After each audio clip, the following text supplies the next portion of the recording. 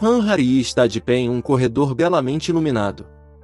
A ruiva fica posicionada em frente a um carrinho, desses utilizados em grandes hotéis para levar as refeições do serviço de quarto.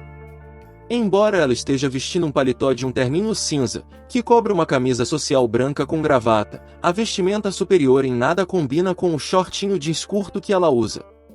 Uma mistura do sério e casual. Seu semblante demonstra uma expressão lastimável.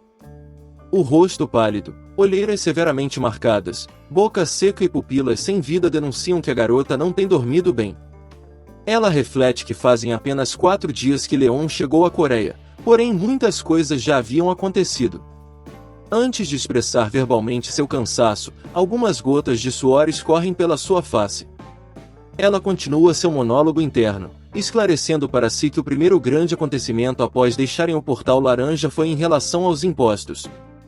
A ruiva relembra que ao dizer ao prota sobre as cobranças, ele ficou extremamente hostil, questionando como poderiam cobrar impostos de um rei de outra nação. Não é como se Leon não quisesse pagar as taxas, mas ele ficou chocado de falarem diretamente com ele, pois tais assuntos deveriam ser resolvidos por alguém de cargo específico, afinal, como ele mesmo havia dito, um rei não conta suas moedas.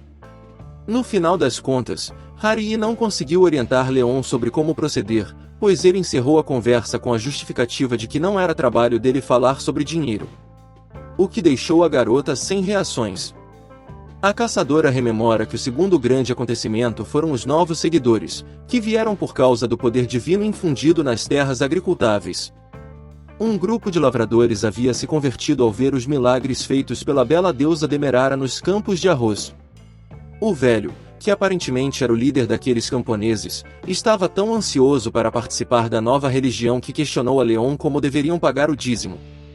Ninguém esperava pela resposta de Vossa Majestade. Ele proferiu que o valor que os camponeses deviam pagar de dízimo era de 19 trilhões de wons, cerca de 90% das colheitas. Era este o tributo exigido por Leon. Obviamente a generosa proposta foi recebida com um enorme espanto. O velho tremia, pois não sabia o que fazer, enquanto tentava argumentar que o custo de vida já era muito caro e que 90% da colheita seria demais. E foi exatamente nessa hora que Leon, de braços cruzados e com pose majestosa, indagou ao velho, porque, como seguidor da deusa Demerara, ele se preocupava em passar fome. Novamente os camponeses entraram em surto. Entretanto, o monarca os acalmou, dizendo que o bem-estar, custos de vida, alimentação e demais despesas seriam supridos pela guilda que ele iria criar. Hanharii se aproxima do casal de camponeses mais à frente, mostrando ao velho que o arroz abençoado possuía um valor imensamente alto, o que por um segundo os deixou confusos. Afinal, os camponeses haviam apenas visto que o arroz voltará à vida, mas não tinham conhecimento de suas propriedades. A jovem, com um documento em mãos, explica que cada saco de 80 quilos do arroz abençoado valia em torno de 150 milhões de wons. Um choque percorreu o velho e a senhora que estava ao seu lado. Aquele era um valor extremamente alto. Os camponeses ficaram extremamente felizes e com imensa empolgação, novamente questionaram a Leon sobre quando deveriam entregar os 90% da colheita, que correspondiam ao dízimo, então deram glória e aleluia. Leon finalmente parecia feliz com o rumo que as coisas estavam tomando. Leon arcará com todas as despesas dos camponeses, desde segurança, alimentação e saúde. Os 10% que irão ficar aos agricultores possivelmente serão mais dinheiro do que já viram em toda a sua vida, por isso ficaram felizes em doar 90% como dízimo à nova religião. Entretanto, para Hanharii o maior dilema foi a casa de Leon. Ele não havia ficado feliz com a ausência de obras de arte em sua nova residência, a ponto de questionar se aquele local era, na verdade, um campo de batalha para não ter nenhum adorno decorativo. Além disso, Leon havia feito algumas exigências extravagantes, como uma cama luxuosa, serventes que estivessem ao dispor dele a qualquer momento e, claro, obras de arte que pudesse admirar a qualquer momento. Para a ruiva, aquilo foi extremamente cansativo. Lá estava ela, às 2 da manhã, fazendo diversas ligações e procurando entre os hotéis 5 estrelas uma suíte para acomodar o rei de outro mundo. Frustrada por não conseguir cumprir as exigências de Leon, ela apenas podia se ajoelhar e pedir ao monarca para que dormisse, enquanto se debulhava em lágrimas. Pelo menos a Associação de Caçadores da Coreia do Sul se comprometeu em adicionar uma pintura e uma peça de cerâmica no quarto em que Leon estava hospedado. E depois de toda essa recapitulação por parte da ruiva, cá está ela, no momento atual.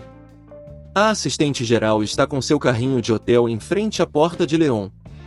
Ela o chama e se identifica, ao passo que o rei pede para que ela entre. Leon está sentado em uma confortável poltrona, enquanto olha a vista da parede de vidro. A ruiva pergunta a ele se está se sentindo bem, enquanto ela visivelmente não parece estar em seu melhor estado. Leon responde afirmativamente ao questionamento de Han Hari. Ela se aproxima da poltrona em que Leon está e diz a ele que está na hora do café da manhã. O prota veste um roupão amarelo de bordas felpudas brancas, deixando à mostra um abdômen perfeitamente esculpido, ao passo em que degusta uma taça de vinho tinto. Leon pergunta à ruiva se ela já havia comido, que com uma expressão sem graça, afirma que não. Ele a adverte, dizendo que deveria comer quando pode e que não é bom ficar pulando as refeições. Apesar do sermão, Leon não olha no rosto da garota enquanto falava com ela. Han Hari faz uma cara um tanto quanto surpresa, embora concordasse com a afirmação do prota, possivelmente compreendia que a culpa de seu excesso de trabalho se devia única e exclusivamente a ele. O café da manhã é posto à mesa, uma variedade de alimentos está à disposição do prota, enquanto Hari olha para tudo, pensando que parece bom e que irá comer um sanduíche mais tarde.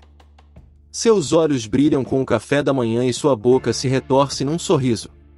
Leon pede à moça para que se sente, o que a faz exclamar. Ela abre a boca de início, chocada com a ação do prota, mas não diz nada naquele momento. Então Cora, e olhando para Leon apenas diz Vossa Majestade, num tom tímido. Em seus pensamentos, ela se questiona se Leon irá dividir a comida dele com ela. Han Hari se ajeita na cadeira, à sua frente um prato e diversos talheres lhe aguardam. Ela solta algumas risadinhas, bate as palmas das mãos, uma contra a outra, num movimento de singela alegria.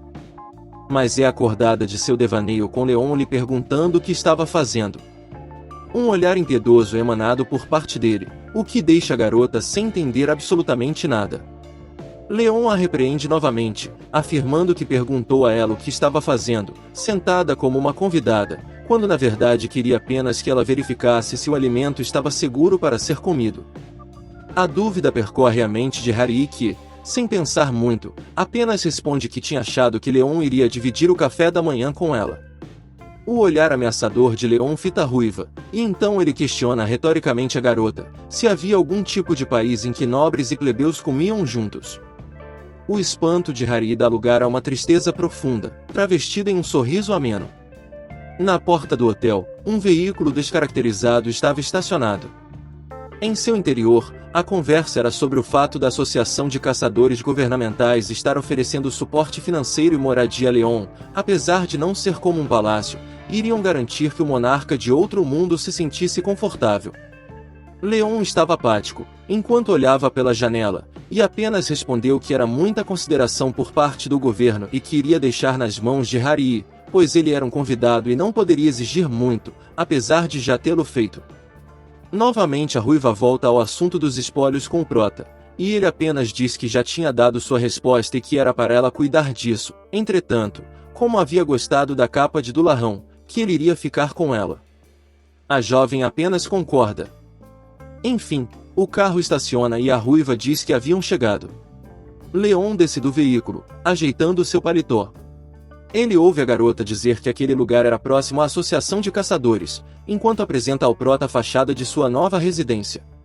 Ela ainda informa que na cobertura há um heliponto, o que é bem conveniente.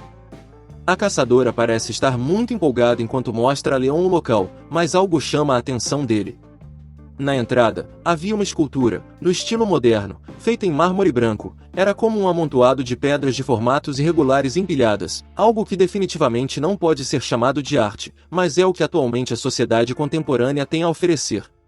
Quando estavam acessando o hall de entrada do prédio, Leon e Han Hari são surpreendidos por um sujeito que já estava ali os esperando. O homem inicialmente cumprimenta a gerente assistente. o que a deixa extremamente incomodada. Afinal, aquele lugar e a mudança de Leon deveriam ser um segredo absoluto.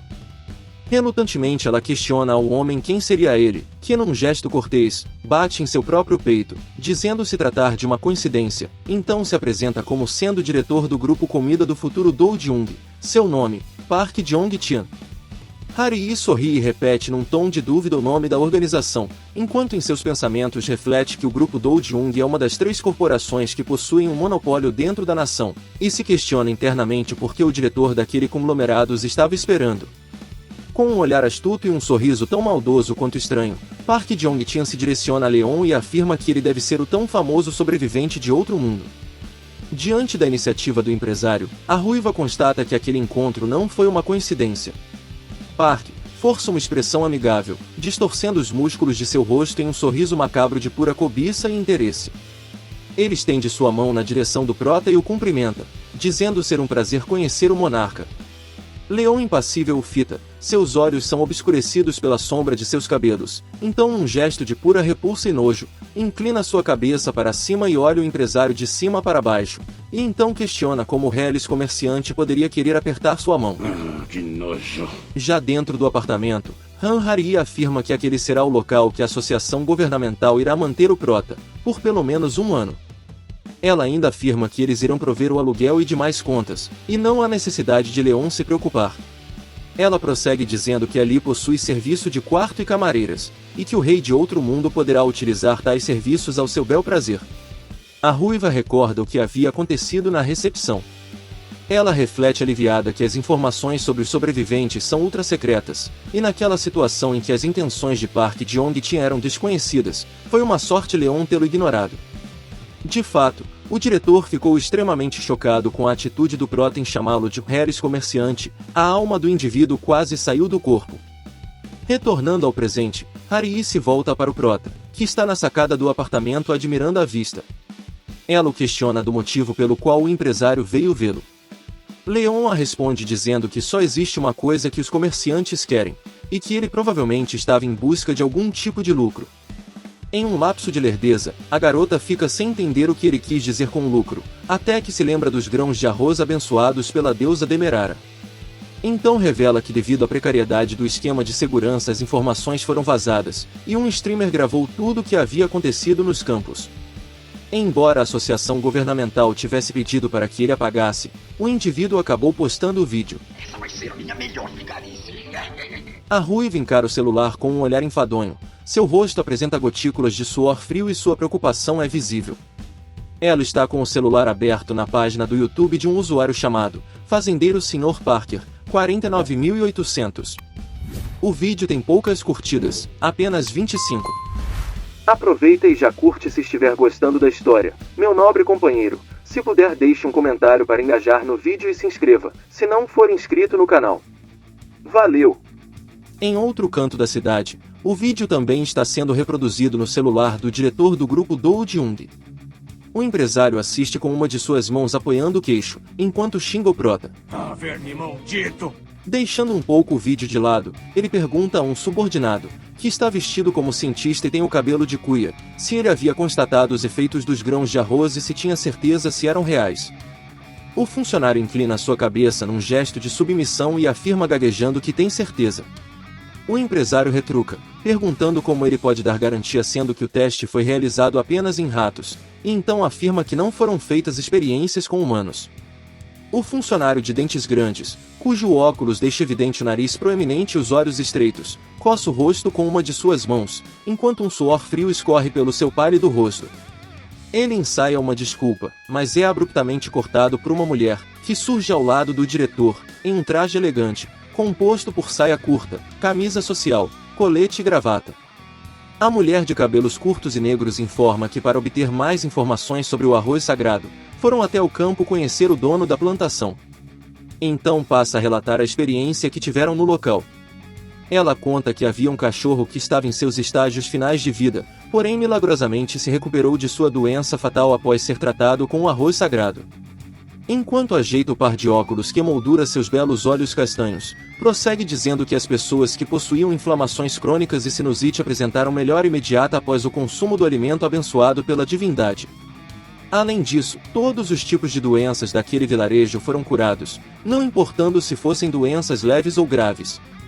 Por fim, conclui que, embora não tenham realizado testes em cobaias humanas, o efeito da eficácia do arroz sagrado já havia sido provado na prática. Ao ouvir o relato da jovem secretária, o diretor Park Jong-chin esboça um sorriso distorcido, de ambição e ganância. Entretanto, no mesmo momento seu semblante se torna uma carranca de ódio, ao lembrar que Leon o havia chamado de reles comerciante. Interrompendo o dilema interno do diretor, a jovem de cabelos negros diz que precisam colocar as mãos naquele arroz, pois o poder dele é sem limites. O diretor assente contrariado, e diz que irá se encontrar com o monarca de outro mundo novamente. Num rompante de raiva, o empresário espalma a mesa e questiona em voz alta como Leon havia se atrevido a menosprezar seu conglomerado comercial, e ainda consumido pela ira sem limites, diz que o prota havia mexido com o inimigo errado, então o ofende, chamando de sobrevivente degenerado. O conflito mental traz à tona a personalidade sádica do gerente de Jong-chin. Um sorriso de desprezo brota em seu rosto ao passo que diz que Leon é como todos os outros sobreviventes, que pensam ser melhores que os humanos daquele mundo, mas ele será dominado pelo choque cultural, enquanto encara a tela de seu smartphone.